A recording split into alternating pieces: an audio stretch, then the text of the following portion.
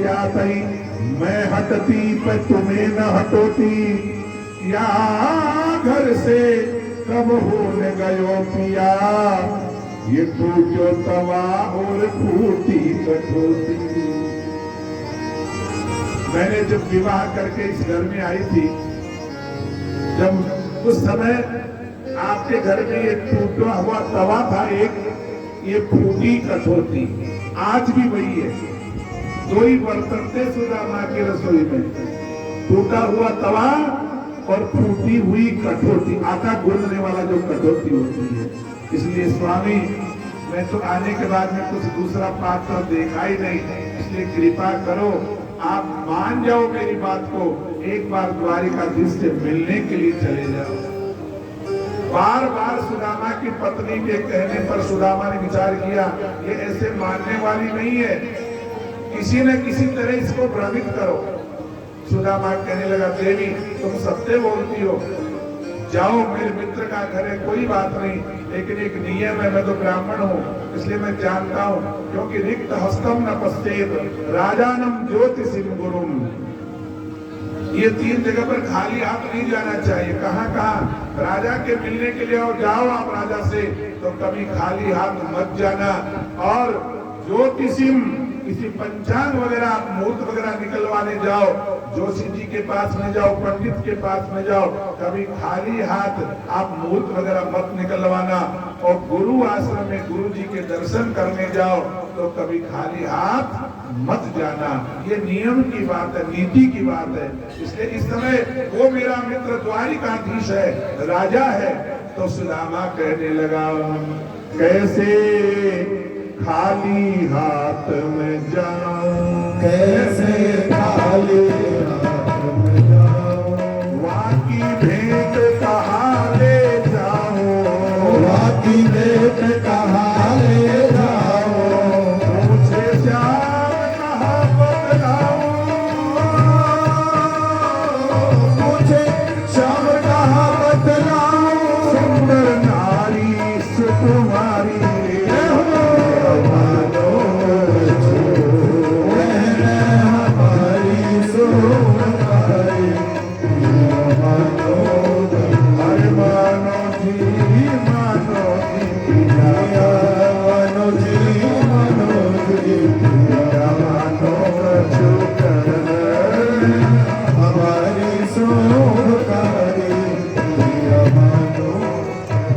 सुदामा ये बात बोले कि हमारे पास में कुछ होता भेंट का तो मैं जरूर विचार करता जाने का।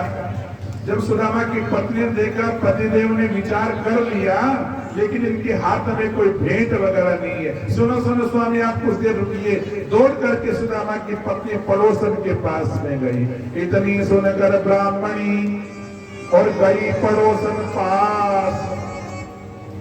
पास की पड़ोसन विद्या, बहिन आज आखिरी बार मांगने के लिए आए हूँ, हमारे स्वामी द्वारिका जा रहे थे, के लिए कुछ नहीं है, कुछ दे दो, कुछ हो तो।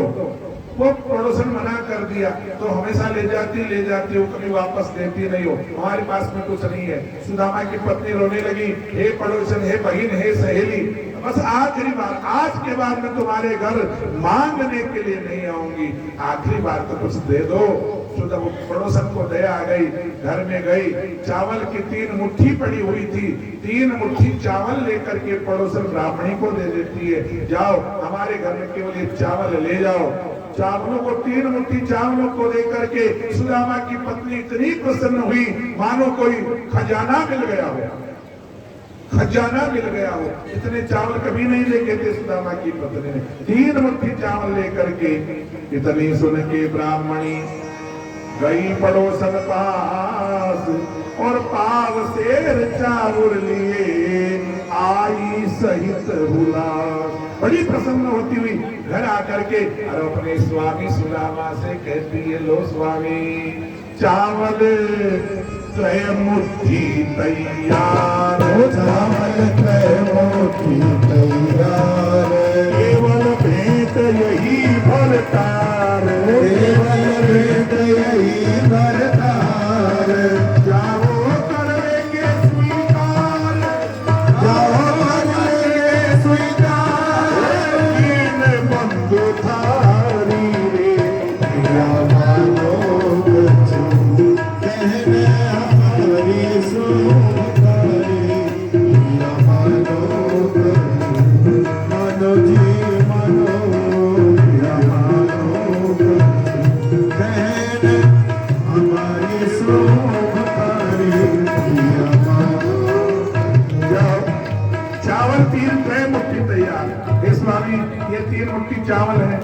को ले जाओ, द्वारिकाधीश को भेंट कर देना, बस यही भेंट है। और मैं जानती हूँ कि वो दीन बंधु है, आपकी भेंट को स्वीकार कर लेंगे।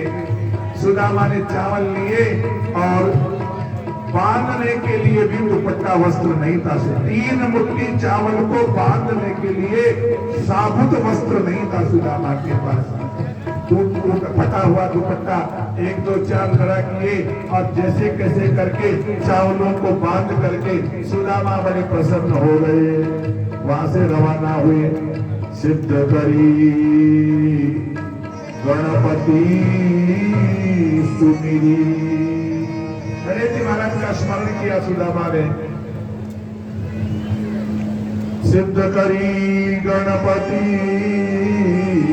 सुमिरी और बांध दुपतिया खोट मांगत खात चले गए। मांग पाली गोट मांगते खाते चले गए। सुदामा ने भूख लगने पर भी चावलों को नहीं छेड़ा। लेकर ढंग से गांठ लगाई, लेकर ढंग से गांठ लगाई। मन में चले मित्र हरसाई, मन में चले मित्र हरसाई। आगे पूरी द्वारिका आई, आगे पूरी द्वारिका आई। हो रही जय जयकारी।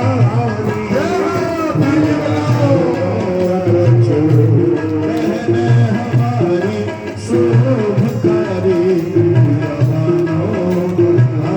मानो जी मानो प्रिया मानो कहने हमारी शुभकारी प्रिया मानो। 3 दिन हो गए सुदामा को चलते चलते पांव में छाले पड़ गए सुदामा के। 3 दिवस चलते रहे और दुखन लागे पांव। एक ठोर सोए कहो घास प्यार बिछाए। एक दिन सुदामा 3 दिन के बाद में शक्ति नहीं रही चलने की। सुदामा एक पेड़ की छाया में सो गए। भगवान को दया आ गई। अंतर्यामी आप हरि और जानी भगत की पीर। सो बतले ठाडो कियो नदी गोमती तीर। बोले सच्चिदानंद भगवान की जय हो। सुदामा सोई तो एक वटवृक्ष की पेड़ के नीचे भगवान को दया आ गई। भगवान ने सुदामा को उठाया नींदों में और नींदों में उठा करके सीधे द्वारिका में ले गए। भगवान नदी किनारे तीर गोमती नदी के किनारे सुदामा को सुला दिया भगवान ने। सुदामा की जब नींद खुली तो देखा जंगल में सोया था, नदी के किनारे समुद्र के किनारे सुदामा खड़े हैं। भैया ये नगर कौन सा है? सारे कहने लगे तुम नहीं जानते कहां से आए हो? अरे कि भैया हम कहां से आए, लेकिन हमको ये बताओ ये नगर कौन सा है? सुदामा जी के लिए थोड़ा रास्ता बना दो। तो देखत सुदामा देखी चकाचौंध भई देखत सुवर्णमयी। एक से सरस एक द्वारिका के भवन। पूजे बिना यहाँ कहूँ काऊ से न करे बात। सुदामा में ये नगर में ऐसी व्यवस्था थी, एक दूसरे से कोई आपस में बात नहीं करे। सुदामा पूछे कौन सा नगर, कोई किसी ने जवाब ही नहीं दिया। कोई जवाब ही नहीं दे सुदामा को। पूजे बिना यहाँ कहूँ काऊ से न करे बात। देवता से बैठे सब साथ साथ मौन है, चुपचाप बैठे हैं। और जब सुदामा बार बार पूछने लगा अरे भैया कौन सा नगर है, किसी को दया गई। सुदामा से कहा देखो भैया ब्राह्मण देवता ये द्वारिका नगरी है। अच्छा द्वारका नगरी है तो ये कृष्ण का नगरी है क्या? ये द्वारिकाधीश कृष्ण है कि? हाँ ये सब द्वारिका के जो अधिपति हैं वो हमारे भगवान श्री कृष्ण है। अरे भैया एक काम करो, कृपा करो, थोड़ी सी कृपा और कर दो। मुझे कृष्ण का महल का पता बताओ। क्यों? अरे तुम नहीं जानते, वो कृष्ण मेरा पुराना बाल सखा है, वो मेरा मित्र है। ज्यों ही उसे ब्राह्मण ने कहा कि कृष्ण मेरा मित्र है, हंसी मजाक करने लगे। देखो ये पागल ब्राह्मण कहां से आ गया? में पागल ब्राह्मण है, कृष्ण मित्र है, हमारे द्वारिकाधीश को मित्र बना रहा है। शर्म नहीं आती इसको? धक्के दे करके निकाल दो इसको बाहर। हाँ, लेकिन सुदामा फिर भी पूछता है, अरे वास्तव में सत्य बोल रहा हूं, वो द्वारिकाधीश कृष्ण मेरा मित्र है। किसी को दया नहीं आई, फिर धक्के देकर के बाहर निकाले। फिर आए, अरे भगवान कृष्ण का महल कौन सा है? फिर पूछे, बार बार पूछे। सब द्वारिकावासी मजाक करने लगे उस गरीब ब्राह्मण की। गरीब का मजाक तो सभी करते रे भाई। दीन जानी काहू पुरुष, किसी को दया आ गई, कोई बड़े बूढ़ों को दया आ गई, और दया करके उन्होंने विचार किया, रे भैया कोई खजाने का नक्शा थोड़ी ना मांग रहा है, भगवान कृष्ण के महल का ही तो पता पूछ रहा है, बता दो। बता देने में क्या हर्ज है? बता देना चाहिए। एक वृद्ध आदमी को दया आ गई। दीन जानी काहू पुरुष कर कहिलीनो आय, दीन द्वार था दे कयो दीन दयाल के जा। एक वृद्ध आदमी को दया आ गई और सुदामा को पता बताया, देखो ब्राह्मण देवता, आप चाहे मित्र हो चाहे नहीं हो, लेकिन पता तो यह है, आप सीधे मार्ग से चल जाओ। आगे चल करके सीधे चलते चलते चलते बिल्कुल सामने द्वारिकाधीश का महल आ जाएगा। वहां द्वारपाल है, द्वारपालों से कहना भैया तुम जानो तुम्हारा काम जाने, फिर आगे की पता तो हमने बता दिया। सुदामा सीधा चलता चलता भगवान द्वारिकाधीश के महल के सामने खड़ा हो गया। वहां द्वारपाल लठ लेकर के खड़े थे। पूछा, भैया कहां से आए हो? हाँ, कि भैया हम जो है हमारे तो हम तो भगवान कृष्ण के मित्र हैं और मिलने के लिए आए हैं। कैसे हाल थे सुदामा के? शीस पगान जगातन पे, न शीस पे पागड़ी है, उघाड़ा शरीर, पहनने के लिए कोई वस्त्र नहीं था। शीस पगान जगातन पे, प्रभु जाने को आई बस्यो के ही ग्रामा, धोती फटी सी लटी तुपटी, और उपान की नहीं सा, पैर में पगड़ की भी नहीं है, धोती भी फटी हुई है, न शीश पर माथे पर पागड़ी है, न तन पर कोई कपड़ा है। ऐसा हाल बेहाल सुदामा का जब द्वारपालों ने देखा, पहले तो द्वारपालों ने भगा दिया, लेकिन फिर भी द्वारपालों को जो है दया आ गई और द्वारपालों से आकर के कहने लगा, हे द्वारपालों, एक बार भगवान द्वारिकाधीश से जाकर के कह दो कि आपका मित्र सुदामा आपसे मिलने के लिए आया है। बस एक बार सुदामा का नाम लेकर के भगवान द्वारिकाधीश से कह दो, बस। द्वार खड़ो द्विज दुर्बल और रयो चकिसो वसुधा अभिरामा, पूछत दीन दयाल को नाम, और बतावत आपको नाम सुदामा, बतावत आपको नाम सुदामा। द्वारपाल जाकर के, द्वारपाल से पहले तो प्रार्थना करते हैं, हरे द्वारपालो कन्हैया से कह दो, किधर पे सुदामा गरीब आया है, अदर पे सुदामा गरीब आया है। हरे द्वारपालो हरे द्वारपालो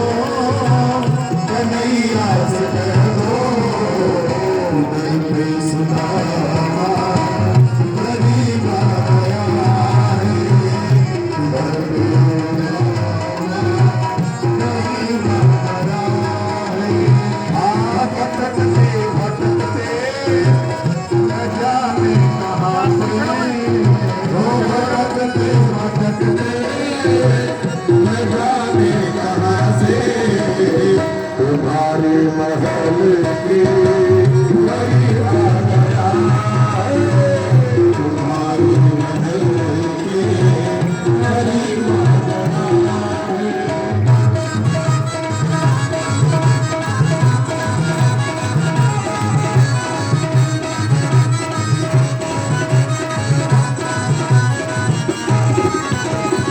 नजर पे है पगड़ी नजर पे है जामा नजर पे है पगड़ी नजर पे है जामा बता दो कन्हैया तो नाम है सुदामा बता दो कन्हैया तो नाम है सुदामा तुम एक बार मोहन सजा करके कह दो तुम एक बार मोहन सजा करके कह दो तुझे सखावत हंसी आ गया तुझे सखावत हंसी आ गया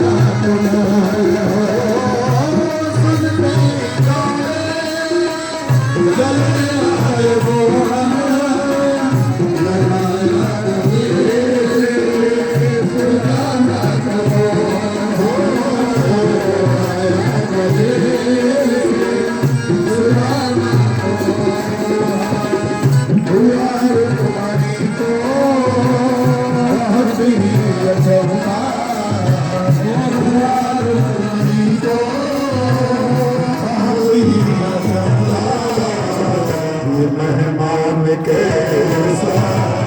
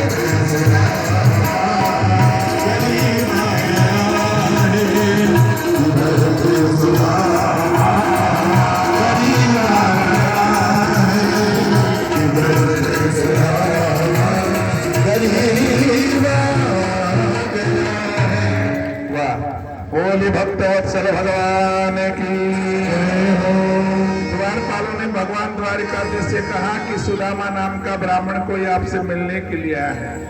इतने वर्षों बाद में सुदामा का नाम जब भगवान के द्वारकाधीश के कानों में पड़ा, बस नाम सुनते ही भगवान सिंहासन छोड़ दिए, दौड़ते दौड़ते गए। पीतांबर कहाँ गिर गया, मुकुट कहाँ गिर गया, जूतियां कहाँ रह गई भगवान की। इतने पागल हो गए भगवान सुदामा से मिलने के लिए। द्वार तक चले गए, सुदामा को ज्यों ही देखा, सुदामा को अंक में भर लिया, गले मिले सुदामा के जा करके, रोने लगे सुदामा की स्थिति देख करके। अरे सुदामा भैया, बहुत दिनों के बाद में आए हो, याद नहीं आई कभी मेरे मित्र की। इस प्रकार